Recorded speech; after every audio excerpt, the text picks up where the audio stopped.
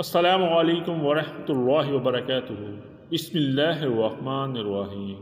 تین بد نصیب مسلمان۔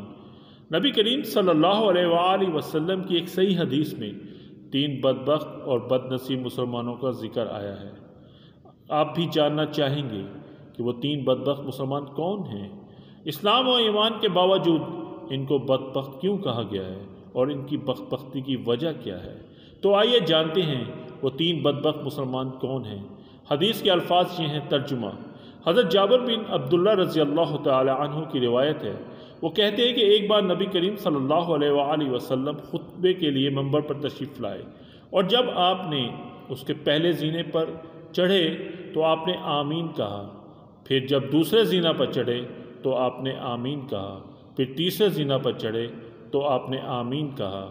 لہذا خطبہ کے بعد صحابہ کرام رضی اللہ تعالی اجمعین نے عرض کیا کہ اللہ کے رسول صلی اللہ علیہ وآلہ وسلم، ہم نے آپ کو آج تین بار آمین کہتے ہوئے سنا۔ تو آپ نے جواب دیا، جب میں منبر کے پہلے زینے پر چڑھا تو میرے پاس جبرائیل علیہ السلام تشریف لائے اور کہا، ایسا انسان بدبخت ہو جس کو رمضان کا مہینہ ملا اور وہ ختم ہو گیا لیکن اس کی مغفرت نہیں ہوئی۔ تو میں نے آمین کہا۔ پھر انہوں نے کہا، ایسا انسان بدبخت ہو جس نے اپنے والدین یا ان میں سے کسی ایک کو پا لیا لیکن جنت کا حقدار نہیں بنا۔ تو میں نے کہا، آمین۔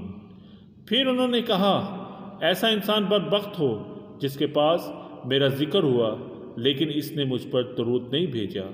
تو میں نے کہا، آمین۔ اللہ تبارک و تعالی ہمیں سمجھنے کی اور عمل کرنے کی توفیق عطا فرمائے۔ جزاکم اللہ خیر و احسن الجزا۔